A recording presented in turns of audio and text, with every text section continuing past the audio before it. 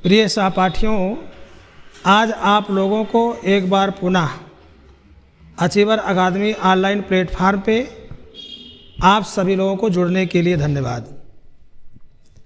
जैसा कि आप लोगों को जानकारी है कि इसकी पूर्व की जो क्लासें चली थी, उन क्लास में मैंने आप लोगों को शब्द के बारे में अध्ययन कराया था और रचना या बनावट के आधार पर शब्द के 3 भेदों की चर्चा हुई थी। आज आप लोगों की क्लास उसी के आगे शुरू होगी, लेकिन क्लास शुरू होने से पहले आप लोगों को एक पर्यायवाची हम बता रहे हैं और जो पर्यायवाची आप लोगों के लिए मैंने चुनाव किया है, उस पर्यायवाची का जो नाम है, आज आप लोगों के लिए एक आसान सरल पर्यायवाची लाए हैं जो आपकी परीक्षा में लगातार आता रहता है। उस पर्यायवाची का नाम है कोयल। आज आपकी क्लास कोयल की पर्यायवाची से शुरू होती है। प्रिय सहपाठियों, ये कोयल लिखा गया है। आप लोगों को कोयल की पर्यायवाची का अध्ययन तो करना ही है, लेकिन अब कोयल के बारे में जो कुछ ऐसे सवाल आते हैं उसको जानकारी रखना है। आप लोग जानते हैं जो कोयल लिखा है ये आपका रूढ़ शब्द है। रूढ़ शब्द इसलिए है क्योंकि आप लोग जानते हैं कि रूढ़ शब्द वही शब्द होते हैं जिनका विभाजन या खंडन नहीं होता है, तो इसको रूढ़ शब्द कहा जाता है। ये आपका रूढ़ शब्द है। और दूसरी बात ये रही प्रिय सहपाठियों कि कोयल जो शब्द है ये सदैव स्त्रीलिंग होता है। ये सदैव स्त्रीलिंग है, यह बात आप लोग जानते हैं। प्रिय सहपाठियों, इसके बाद का जो सवाल है, अगर हम संज्ञा की बात करते हैं तो ये जातिवाचक संज्ञा है। जातिवाचक संज्ञा है कोयल। और आप लोगों की जानकारी और है, कोयल आपका तद्भव शब्द है। ये कोयल जो है ये आपका तद्भव है। प्रिय बंधुवर, आप जानते हैं कि इसका जो तत्सम होता है वो आपका कोकिल होता है, या आप कह सकते हैं इसको पिक भी कहा जाता है। ये मोटे मोटे सवाल आप लोगों ने कोयल के बारे में अध्ययन किया। कोयल जातिवाचक संज्ञा है। कोयल का तत्सम कोकिल या पिक होता है। कोयल रूढ़ शब्द है। कोयल जातिवाचक संज्ञा है। ये मोटे मोटे सवाल आप लोगों ने अध्ययन किया है। अब हम कोयल की पर्यायवाची पढ़ने के लिए रेडी हो जाएंगे और ये पर्यायवाची हम लोग अब अध्ययन करेंगे। देखिए प्रिय सहपाठियों, कोयल की एक महत्वपूर्ण पर्यायवाची है पंचमा। आपके पेपर में सवाल आता है पंचमा किसका पर्यायवाची है। प्रिय सहपाठियों, तो आप लोगों को जानकारी है जो पंचमा है वो कोयल की पर्यायवाची है। पंचमा का मतलब ये होता है, कोयल जब कूकती है तो 5 प्रकार की ध्वनियाँ उत्पन्न होती हैं। 5 प्रकार की ध्वनि। 5 प्रकार की ध्वनि होने के कारण 5 प्रकार की ध्वनि होने के कारण प्रिय सहपाठियों, कोयल को पंचमा कहा जाता है। आप लोग कभी गलती नहीं करेंगे। अगर हम पंचम कहें तो उसका मतलब 5 होता है। 5 की संस्कृत पंचम है, लेकिन पंचमा कहें तो कोयल की पर्यायवाची हो जाए। प्रिय सहपाठियों, कोयल की एक पर्यायवाची है वनप्रिया। वनप्रिया इसे क्यों कहते हैं? क्योंकि दोस्तों वन में निवास करती है। वन में निवास करती है, वन इसके लिए महत्वपूर्ण है, इसलिए इसको वनप्रिया कहा जाता है। कोयल की एक पर्यायवाची दोस्तों यह है श्यामा। आज हमारे छात्रों को एक जानकारी मिलती है कि कोयल को श्यामा भी कहते हैं। तो एक मोटा सवाल है कि श्यामा और किसकी किसकी पर्यायवाची हो सकती है। तो आप लोग जानते हैं कि जो श्यामा है इसके बारे में आप लोग देखेंगे। श्यामा जो है गाय का भी पर्यायवाची है। श्यामा जो है यमुना नदी का भी पर्यायवाची है। और श्यामा जो है ये कोयल की भी पर्यायवाची है। और जो श्यामा है ये यमुना की है, गाय की है। महाभारत में देखा जाए तो राधा की भी है। और सवाल बनता है प्रिय दोस्तों, श्यामा शब्द जो आया है द्रौपदी के लिए भी प्रयोग किया गया है प्रिय बंधुवर। तो आप लोगों को जानकारी मिली है श्यामा खासकर इतने लोगों की पर्यायवाची है प्रिय दोस्तों। गाय देखो, गाय काली गाय के लिए श्यामा शब्द का प्रयोग किया गया। यमुना का जल कुछ कर्कश होता है, काला होता है, इसलिए यमुना को भी श्यामा कहा गया प्रिय दोस्तों। और श्यामा को कोयल तो काली होती ही है इसलिए इसको भी कहा गया। राधा के लिए भी श्यामा शब्द का प्रयोग आया हुआ है और द्रौपदी के लिए भी महाभारत में आया है, लेकिन इसका कोई खास कारण तो नहीं दर्शाया जाता है। लेकिन यह है सवाल बनता है श्यामा इतने लोगों की पर्यायवाची है, इसलिए आप लोगों ने श्यामा के बारे में अध्ययन किया है। बेसिक सवाल और है प्रिय दोस्तों, जो आपका कोयल है इसकी एक पर्यायवाची हमारे सहपाठियों को पता हो जाए। इसको प्रभृत कहते हैं। और सवाल यह है, इसको प्रिय दोस्तों काकपाली कहा जाता है। हमारे सभी सहपाठीगण देख रहे हैं, आप लोग जानते हैं दुनिया की एक ऐसी चिड़िया कोयल है जो अपने घोंसले का निर्माण नहीं करती है। इसका जो पालन पोषण है वो कावा करता है। इस कारण से इसको काकपाली भी कहते हैं और प्रभृत भी कहते हैं। दो सवाल आपको मिला। कवये द्वारा पालित पोषित होने के कारण, कवये द्वारा पालित होने के कारण प्रिय सहपाठियों इसको काकपाली और प्रभृत कहा जाता है। यह जानकारी आप लोगों को दी जा रही है। प्रिय सहपाठियों, कोयल की एक पर्यायवाची आपके लिए लाए हैं जो है वसंत दूती। इसको वसंत दूती कहा जाता है। इसके पीछे का खास कारण यह है प्रिय सहपाठियों, बसंत का आगाज करती है, बसंत में कूकती है, इसलिए इसको बसंत दूती कहा गया। वसंत का आगाज करती है, वसंत का आगाज। सभी सहपाठी जो वीडियो देख रहे हैं देखेंगे और लाइक और सब्सक्राइब अपने मित्रों तक पहुंचाएंगे।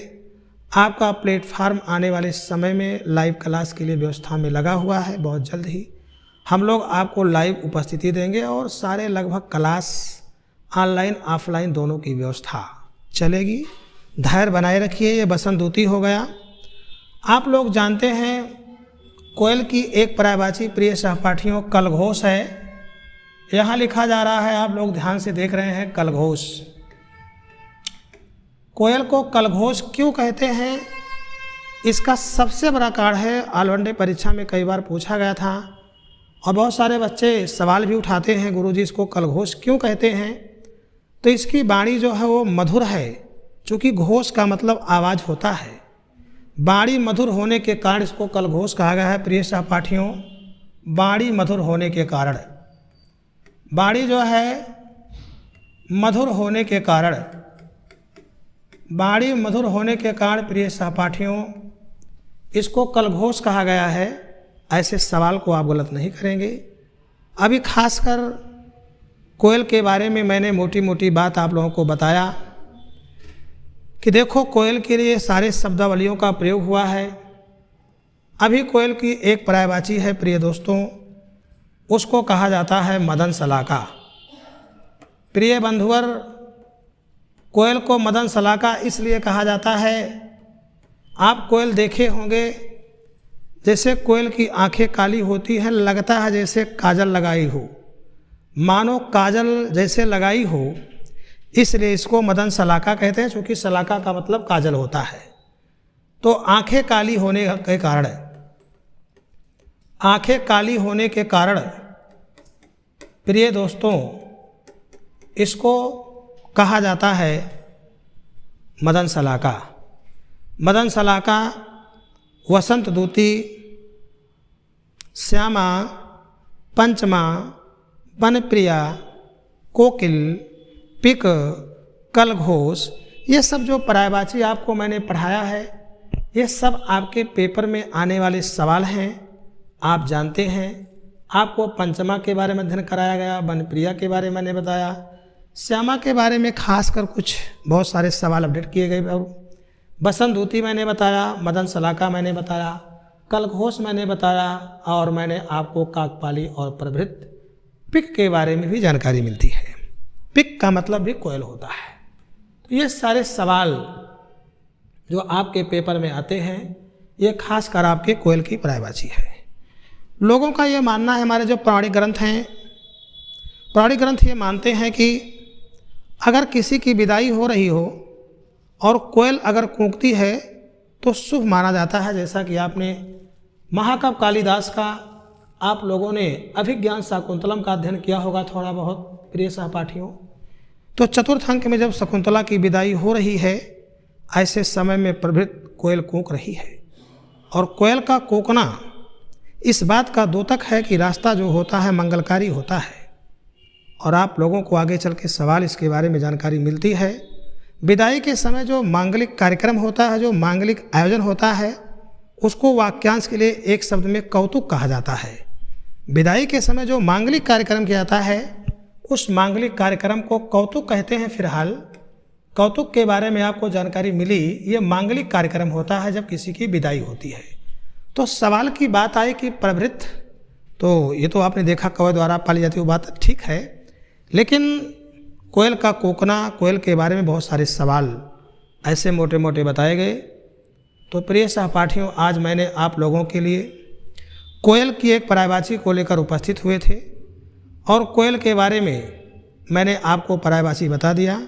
अब आप उस अपने टॉपिक पे चलेंगे जहाँ से आपकी क्लास पिछली छूटी हुई थी, तो वहाँ पर आप लोग ध्यान देंगे। आगे आप लोगों को पढ़ना है रूपांतर के आधार पे शब्द के भेद। इसके पहले की क्लास मैंने आप लोगों को बता दिया था। तो कार्यालय में बैठेगत लोग जो हैं वो ध्यान दें, देखें वीडियो में कहीं कोई दिक्कत तो नहीं आ रही, जो कि वो मोबाइल का चलना बंद हुआ है। तो फिलहाल आप उसको देखेंगे। फिलहाल आगे आप लोग अपनी उपस्थिति पर बने रहेंगे, क्योंकि कार्य यह है कि आपको जानकारी होना चाहिए। हाँ, सवाल यह है, कोयल की एक पर्यायवाची आप लोगों को सारिका मिलती है। सारिका, सारिका का मतलब देखो कोयल भी होता है, सारिका का मतलब मैना भी होता है, और सारिका खासकर एक पत्रिका के रूप में भी प्रकाशित होती थी। तो मोटे मोटे सवाल हैं, ये सारे सवाल आपको बताए गए। अब आगे आप लोग टॉपिक पढ़ेंगे, फिर और जो मुद्दे के सवाल हैं वो अगली वीडियो में आपको दिखाएंगे। लेकिन आप लोग पढ़ेंगे रूपांतर के आधार पर शब्द के भेद। बेसिक सवाल है, सारिका भी कोयल की पर्यायवाची है, ऐसा नहीं है कि नहीं है, है। सारिका कोयल की भी पर्यायवाची है प्रिय सहपाठियों, और सारिका मैना का भी पर्यायवाची है। आगे चल के सारिका एक पत्रिका भी है हिंदी साहित्य में, जिसको कमलेश्वर वगैरह निकाला करते थे। ये जानकारी आप लोगों को मैंने दिया है। आगे चल के सवाल अब आपको बनता है। आप लोग आगे सवाल देखते हैं। शब्द में जो मैं आपको पढ़ा रहा था, शब्द में जो मैं पढ़ा रहा था प्रिय बंधुवर, तो आप लोग जानेंगे शब्द में आपको पढ़ना है आज की डेट में रूपांतर के आधार पे शब्द के भेद। रूपांतर के आधार पर सभी लोग जो वीडियो हमारे सहपाठीगण देखेंगे, छात्र एवं छात्राएं, उनसे प्रार्थना नहीं, मेरा अनुरोध है कि आप लोग वीडियो को ज़्यादा लाइक करिए और अधिकतम लोगों तक पहुंचाने का प्रयास करेंगे, क्योंकि अध्यापक आपके साथ मेहनत करता है। रूपांतर के आधार पर शब्द के भेद। तो रूपांतर के आधार पर जो शब्द के भेद की चर्चा आई है प्रिय सहपाठियों, वो आपके दो प्रकार के होते हैं। ये सवाल आप लोगों को जानकारी में मिले, जो पहला है प्रिय बंधु वो है आपके विकारी शब्द, और जो आपके दूसरे हैं प्रिय बंधु वो हैं आपके अविकारी शब्द। विकारी शब्द और अविकारी शब्द के बारे में आप जानकारी लेते हैं। सबसे देखो सरल तरीका है विकारी। विकारी का मतलब होता है विकार उत्पन्न होना। जैसे मान लो पानी है और अगर पानी जमेगा तो बर्फ़ के रूप में बन जाएगा। अगर दूध है वो दही के रूप में पैड़ित होता है।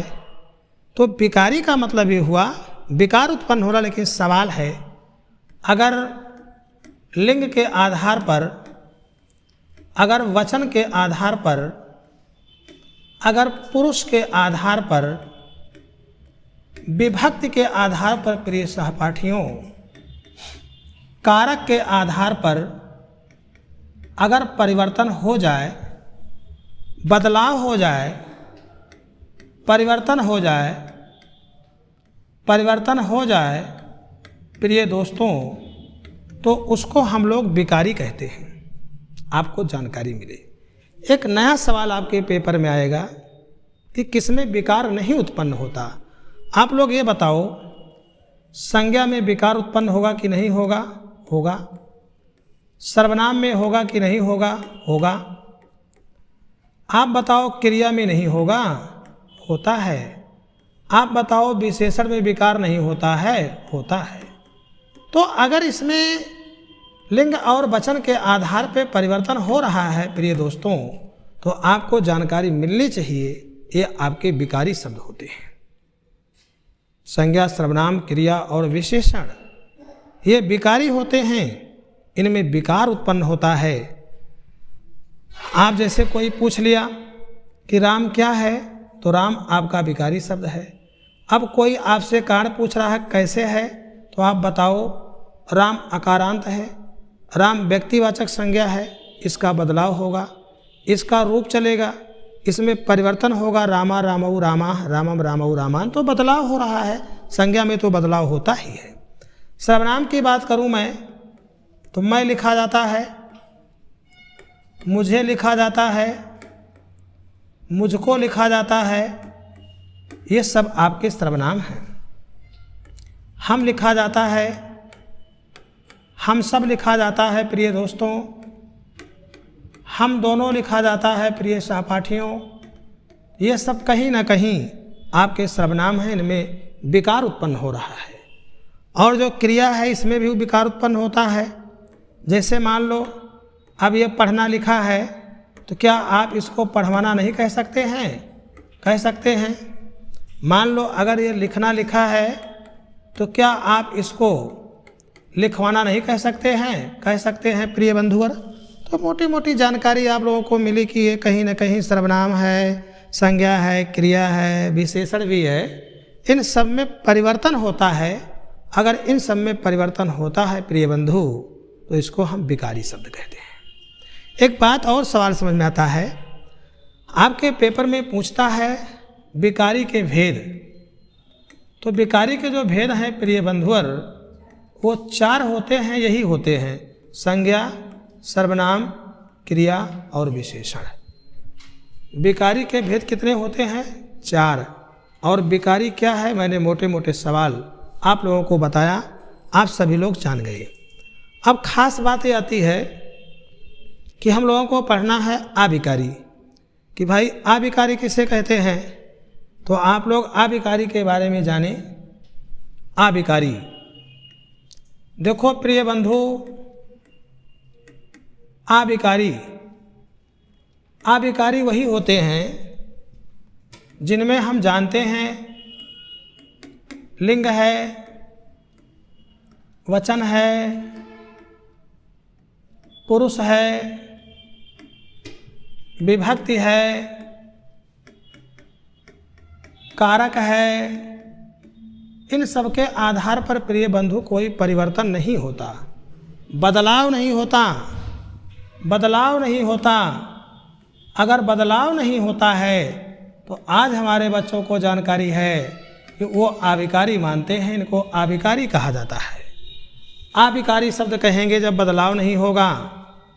आप जानते हैं, आगे लिखा जाए, पीछे लिखा जाए, ऊपर लिखा जाए प्रिय बंधु, नीचे लिखा जाए प्रिय बंधु, आंतरिक लिखा जाए प्रिय बंधु, बाहरी लिखा जाए, भीतरी लिखा जाए, ऊपरी लिखा जाए, बोलो, दायां लिखा जाए, बायां लिखा जाए। प्रिय बंधुवर, आप लोग ध्यान दें, दायां है, बायां है, ये सब आपका सवाल है, इधर है, उधर है, ये सब जो सवाल आपके लिखे जाते हैं ये सब अविकारी होते हैं। आप गलती नहीं करेंगे। अविकारी में एक बात और है प्रिय बंधु, अविकारी में आपके वो भी सवाल आते हैं जो आपके आश्चर्यबोधक होते हैं। आश्चर्यबोधक, जो आश्चर्यबोधक होते हैं वो भी सवाल इसी में आते हैं जो आपको जानकारी है। जैसे मान लो ओ लिखा गया है, प्रिय बंधु अरे लिखा गया है, प्रिय बंधु आहा लिखा गया है। ये सब जो शब्द आते हैं, ये दुर लिखा गया है, ये धिक्कार लिखा गया है, प्रिय बंधु ये छी लिखा है। तो ये सब जो है आपको जानकारी है, ये सब आपके अविकारी शब्द होते हैं। इनमें कोई परिवर्तन नहीं होता, इनमें कोई बदलाव नहीं होता। ये बात से आप लोग संतुष्ट हो गए? अच्छा, रही बात बेसिक, ये सवाल बना जो आपके अविकारी शब्द होते हैं, इनमें संज्ञा, सर्वनाम, क्रिया और विशेषण का कहीं कोई नाम नहीं होता है। इसमें आश्चर्यसूचक शब्द आएंगे, इसमें जिसमें कोई परिवर्तन ना हो वो शब्द आएंगे। ये मैंने लिखा। एक नया सवाल आता है। अविकारी का एक नाम है प्रिय बंधु, इसको अव्यय कहते हैं। और जो अव्यय होता है, परिभाषा यही होगी कि इसके अनुसार कोई परिवर्तन नहीं होगा। अव्यय के जो भेद होते हैं प्रिय बंधु, अब नए सवाल में आप पढ़ेंगे अव्यय के 5 भेद। इसके पहले मैंने आप लोगों को ऑफलाइन क्लास में बताया था कि अव्यय के 4 भेद होते हैं, लेकिन नहीं, अब जो नए पैटर्न पे किताबें आई हैं, जो आयोग का सॉल्यूशन है, वो एक कहता है अव्यय के 5 भेद होते हैं। उन 5 भेदों का नामकरण हम कर दे रहे हैं। इसके बाद की क्लास फिर अगले समय में चलेगी, 5 भेदों का नामकरण हम करेंगे। अव्यय के जो 5 भेद होते हैं प्रिय बंधु, उसमें जो पहला है उसको कहा जाता है क्रिया विशेषण अव्यय। वो क्रिया विशेषण अव्यय है। और जो दूसरा है प्रिय बंधु, वो है आपका समुच्चय बोधक अव्यय। और जो तीसरा है मान्यवर प्रिय बंधु, वो आपका है संबंध बोधक। संबंध बोधक होता है, अव्यय होता है। और जो चौथा भेद है प्रिय बंधु, वो आपका है आश्चर्यबोधक। एक सवाल आता है, 5वां भेद क्या जुड़ा हुआ है? निपात। इसको भी शामिल किया गया है। तो अव्यय के 5 भेद आज से आप लोग जानेंगे। इसी पर अगली क्लास आपकी कल निर्धारित की जाएगी। लेकिन जाने से पहले आप लोगों से मैं एक उम्मीद करता हूँ कि आप लोग वीडियो को अधिक से अधिक शेयर करेंगे, लाइक करेंगे। धन्यवाद। आज की क्लास समाप्त।